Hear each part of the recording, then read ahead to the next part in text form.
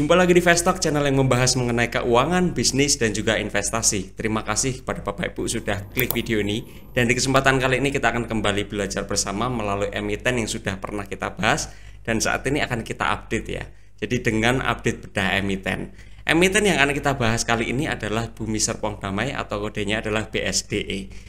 Terdapat beberapa sentimen positif ya, seperti penurunan suku bunga di US pada September lalu dari 5,50% menjadi 5%. Lalu pada akhir tahun ini suku bunga di US ini diperkirakan berada di level 4,25 sampai 4,50%. Hal ini memberikan ruang bagi BI untuk ikut menurunkan suku bunga di Indonesia, yang mana di akhir tahun 2024 ini diperkirakan tingkat suku bunga di Indonesia ini mencapai di level 5,50% sampai 5,75%. Suku bunga yang rendah tentu saja ini bisa menjadi stimulus bagi masyarakat untuk bisa memperoleh kredit dengan lebih mudah, Bapak Ibu. Pada sisi yang lain, pemerintah berencana untuk menghapuskan pajak properti yang saat ini tentu masih saja bersifat sementara dan menunggu persetujuan dari Kementerian Keuangan ya. Memang kalaupun ini di ACC disetujui, kami rasa kebijakan pemerintah ini juga akan fokus pada golongan masyarakat yang berpenghasilan rendah ya. Dari serangkaian kejadian tren ekonomi makro yang ada, kami rasa sektor properti ini akan diuntungkan pada fase ini. Tetapi kira-kira apakah BSD ini akan ikut merasakan dampak positifnya? Kita simak update bedah emiten ini sampai akhir, Bapak Ibu.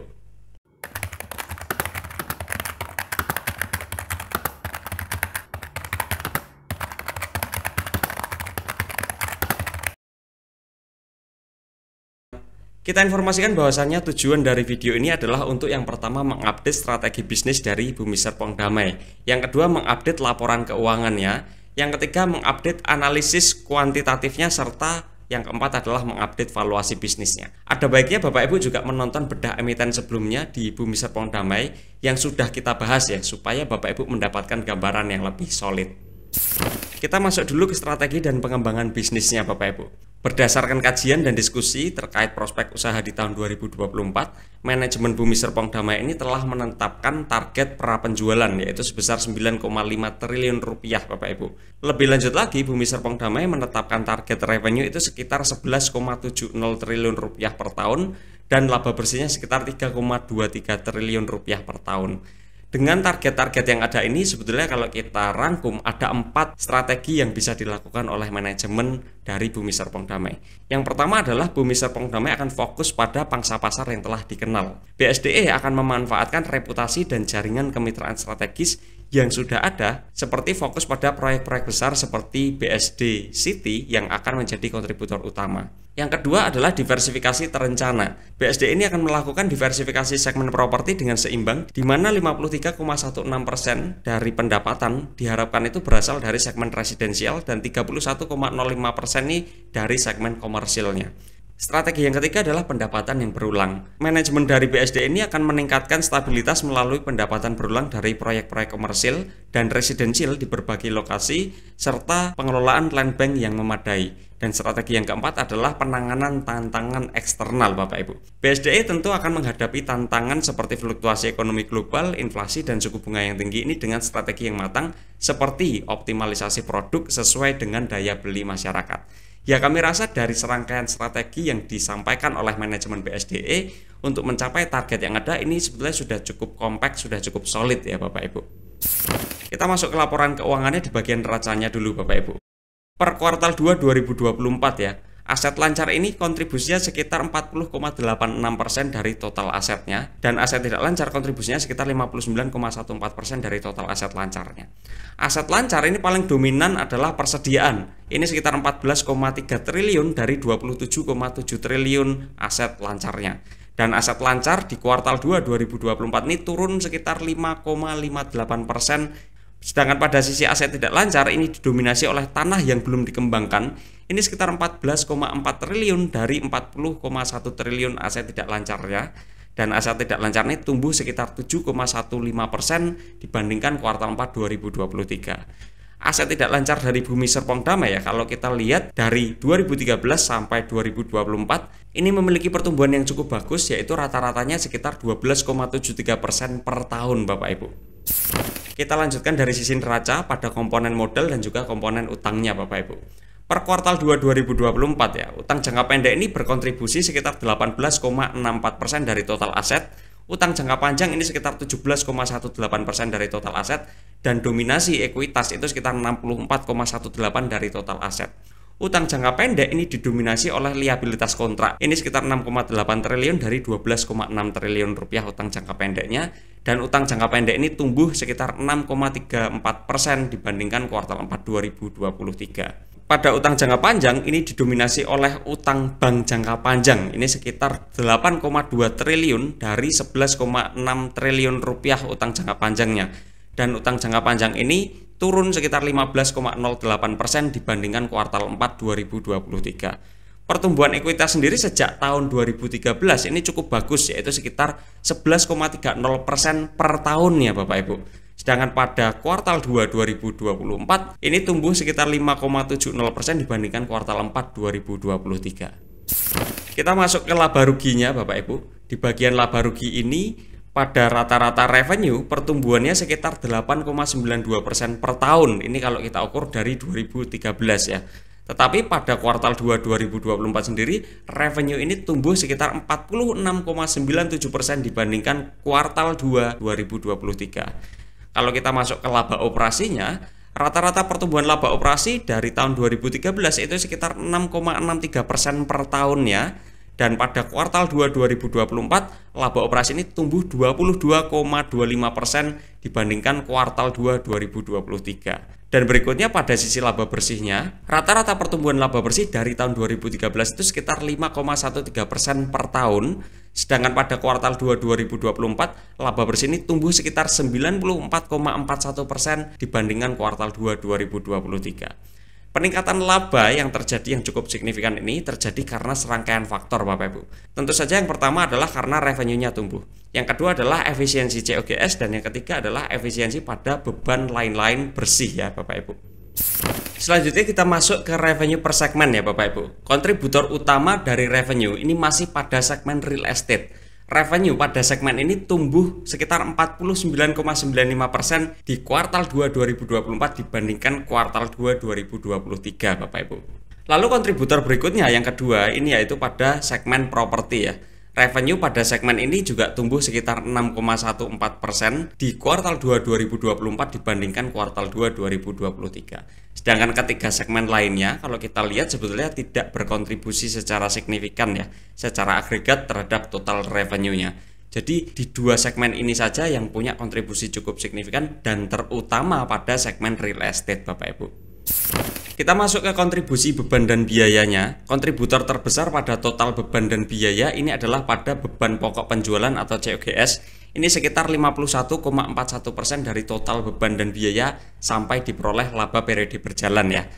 Dan COGS ini terutama untuk tanah dan bangunan. Beban pokok penjualan ini tumbuh sekitar 36,37% di kuartal 2 2024 dibandingkan dengan kuartal 2 2023. Ya walaupun COGS-nya tumbuh cukup signifikan ya, 36%-an kan. Ya hal ini sejalan dengan pertumbuhan revenue juga, karena tadi revenue juga tumbuh. Dan kontributor berikutnya pada total beban dan biaya ini adalah untuk beban usaha. Ini kontribusinya sekitar 39,70% dari total beban dan biaya, terutama untuk beban penjualan dan beban umum dan administrasi. Beban usaha ini tumbuh sekitar 22,25% pada kuartal 2 2024 dibandingkan dengan kuartal 2 2023. Kita masuk ke laba tahun berjalan per segmennya. Kontributor utama laba tahun berjalan adalah masih pada segmen real estate Bapak Ibu. Laba tahun berjalan di segmen ini tumbuh sekitar 106,46% di kuartal 2 2024 dibandingkan dengan kuartal 2 2023. Sedangkan pada segmen properti yang berwarna merah, laba tahun berjalannya mengalami penurunan sekitar 58,24% di kuartal 2 2024 dibandingkan kuartal 2 2023. Ya walaupun cukup signifikan di 58%-an, tapi kontribusi terhadap laba tahun berjalan ya tidak terlalu signifikan sebetulnya Bapak Ibu. Sedangkan ketiga segmen lainnya selain real estate dan juga properti ini masih sama, tidak berkontribusi secara signifikan secara agregat terhadap total laba tahun berjalannya. Kalau kita lihat margin laba per segmennya, margin laba per segmen yang kita maksud di sini adalah laba tahun berjalan dibandingkan dengan revenue. Segmen real estate yang mana menjadi tulang punggung bagi BSDE ini memiliki perbaikan margin laba sejak tahun 2020 sampai di kuartal 2 2024 ya. Dan segmen ini mengalami peningkatan margin dari tahun 2024 dibandingkan tahun 2023 Bapak Ibu. Sedangkan pada segmen properti yang memiliki kontribusi tapi hanya sedikit, ini punya sedikit penurunan margin laba dibandingkan tahun 2023. Dan secara garis besar, adanya fluktuasi yang terjadi ini bisa terjadi karena banyak sekali faktor ya. Terutama faktor ekonomi makro seperti adanya tingkat suku bunga yang tinggi dan juga itu bisa berpengaruh ke daya beli masyarakat. Kita masuk arus kasnya Bapak Ibu. Arus kas operasi dari Bumi Serpong Damai ini cukup berfluktuasi dan pernah mengalami negatif arus kas operasi di tahun 2015 dan 2016. Hal ini terjadi karena arus kas operasi di atas ini mengukur hingga perubahan aset dan juga liabilitas. Artinya ketika ada pembayaran kas untuk pembelian tanah yang mana ini menjadi persediaan pada asetnya ya, yang nominalnya ini lebih besar dibandingkan penerimaan kas dari pelanggan, maka arus kasnya akan bernilai negatif. Tetapi kalau kita hanya mengukur tanpa perubahan aset dan liabilitas, pada dasarnya arus kas operasinya tetap bernilai positif Bapak Ibu. Sehingga bisa dikatakan sebetulnya arus kas bisnisnya cukup bagus ya Bapak Ibu. Dan BSDE pada dasarnya ini rutin berinvestasi, tetapi memang pada tingkat atau nilai yang besarannya itu berbeda-beda. Dan informasi tambahannya adalah BSDE ini tidak rutin dalam membagikan dividen kepada pemegang sahamnya. Kita masuk ke rasio profitabilitasnya Bapak Ibu, ada net profit margin dan return on equity supaya kita dapatkan highlight yang lebih bagus. Tingkat profitabilitas dari Bumi Serpong Damai ini secara relatif mengalami perbaikan dari tahun 2020 ya. Fluktuasi profitabilitas dari BSDE ini bisa terjadi karena berbagai faktor seperti faktor ekonomi makro, suku bunga dan daya beli masyarakat yang tadi kita sudah sempat singgung. Lalu ada juga faktor seperti kebijakan pemerintah seperti pajak dan juga insentif. Lalu ada juga kebijakan internal dari manajemen dan faktor-faktor lainnya yang bisa berpengaruh terhadap profitabilitas dari Bumi Serpong Damai. Rata-rata net profit margin dari Bumi Serpong Damai dari tahun 2013 itu sekitar 31,54% Bapak Ibu. Dan pada tahun 2024 yang kita 1 tahun kan, profitabilitas net profit marginnya sekitar 31,76%. Kalau dibandingkan dengan 2023, ini sekitar 16,86% Bapak Ibu. Artinya ada perbaikan ya. Sedangkan pada sisi return on equity rata-ratanya dari tahun 2013 itu sekitar 9,47% dan pada tahun 2024 yang kita 1 tahun kan ini sekitar 10,71%. Ini lebih baik dibandingkan di 2023 yaitu hanya sekitar 4,72% saja. Kalau kita masuk ke rasio aktivitasnya, BSD ini memiliki persediaan yang cukup tebal ya Bapak Ibu. Dan kalau kita lihat dari datanya pun, Bumi Serpong Damai memiliki waktu sekitar 1018 sampai 1057 atau sekitar 2,89 tahun ya untuk mengubah persediaannya menjadi penjualan. Dan ini di luar tanah yang belum dikembangkan pada aset tidak lancar Bapak Ibu. Lalu informasi lainnya adalah Bumi Serpong Damai memiliki piutang usaha yang relatif tidak signifikan dan Bumi Serpong Damai ini memiliki waktu sekitar 73 sampai 85 hari untuk membayar utang usahanya. Pada sisi rasio likuiditas, ada current ratio dan juga quick ratio. Risiko dari rasio likuiditas Bumi Serpong Damai ini selalu berada pada level yang memiliki risiko relatif moderat ke arah rendah ya. Karena nilai quick rasionya selalu di atas 100% Bapak Ibu. Kita masuk ke rasio solvabilitasnya. Risiko dari rasio solvabilitas Bumi Serpong Damai secara relatif ini berada di level yang moderat ya risikonya. Meskipun pada tahun 2024 ini terdapat perbaikan dibandingkan tahun 2023, tapi operating profit ini hanya mampu mengcover sekitar 4,4 kalinya dari interest expenses-nya. Kenapa resikonya relatif moderat? Ya karena tadi kita tahu di utang jangka panjang itu kan kontribusi yang paling dominan adalah utang bank jangka panjang ya. Dan utang bank itu kan beban bunganya cukup mahal Bapak Ibu. Meskipun demikian, manajemen juga sudah terbukti mampu menjaga tingkat solvabilitasnya ya Bapak Ibu. Kita masuk ke dividen yield. Ada dividen yield dan juga dividen yield aksen. Ini terminologi kita sendiri. Dividen yield adalah tingkat dividen yang diperoleh kalau kita beli sahamnya di harga penutupan tahun tersebut. Rata-ratanya sekitar 0,25% per tahun. Dan dividen yield aksen adalah tingkat dividen yang diperoleh kalau kita beli sahamnya di harga penutupan tahun 2013. Dan rata-rata dividen yield aksen ini sekitar 0,31% per tahun. Sejak 2018 ini Bumi Serpong Damai ini absen dalam membagikan dividen kepada pemegang sahamnya. Ini menjadi salah satu kelemahan dari Bumi Serpong Damai juga Bapak Ibu. Kita masuk ke valuasinya Bapak Ibu. Kita ukur valuasi dengan dua metode, yaitu discounted cash flow dan juga price brand ya. Di metode discounted cash flow ini ada 5 asumsi. Yang pertama adalah cash flow per share kita ganti dengan earning per share. Yang kedua, estimasi earning per share di 2024 itu sekitar Rp223,12 per lembar sahamnya. Diskon rate-nya kita gunakan 18, growth rate sekitar 5,13% per tahun, dan terminal growth rate-nya sekitar 1,0% per tahun. Hasil perhitungan valuasi dengan metode discounted cash flow dan asumsi-asumsi yang ada ini sekitar Rp1.510 per lembar sahamnya. Sedangkan kalau kita gunakan valuasi dengan price brand, asumsi yang pertama itu sama, earning per share-nya di Rp223,12 per lembar. Dan rata-rata PI ratio itu sekitar 10,39. Ini sudah kita adjust ya. Data-data yang kita anggap tidak relevan atau outlier kita take out. Dan rata-rata PI ratio sekitar 10,39 ya kami rasa cukup pantas ya. Artinya tidak terlalu mahal dan tidak terlalu murah ya Bapak Ibu. Hasil perhitungan dengan price brand ini sekitar Rp2.318 per lembar sahamnya. Ya kalau dengan dua data seperti ini kami cukup confident menggunakan yang discounted cash flow ya. Sedangkan kalau menggunakan price brand sendiri ini mungkin sebagai data tambahan saja Bapak Ibu. Kalau kita menengok harga di 21 Oktober 2024, harga sekitar Rp1.285 per lembar saham ya sebetulnya masih sedikit undervalued ya Bapak Ibu. Dari diskusi ini kita bisa tarik kesimpulan. Yang pertama adalah mengenai laporan keuangannya ya. Per 2024 kuartal 2, Bumi Serpong Damai ini memiliki neraca yang cukup bagus Bapak Ibu.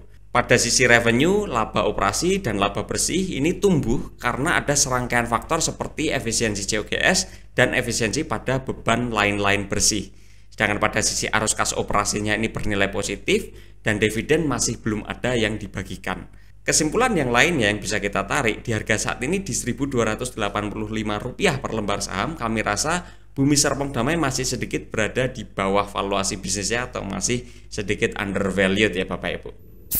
Yaitu tadi diskusi kita mengenai update bedah emiten Bumi Serpong Damai. Kira-kira menurut Bapak Ibu apakah Bumi Serpong Damai ini layak untuk kita koleksi atau tidak nih? Kalaupun layak di harga sekarang 1.285, apakah sudah cukup ketinggian atau masih bisa beli nih?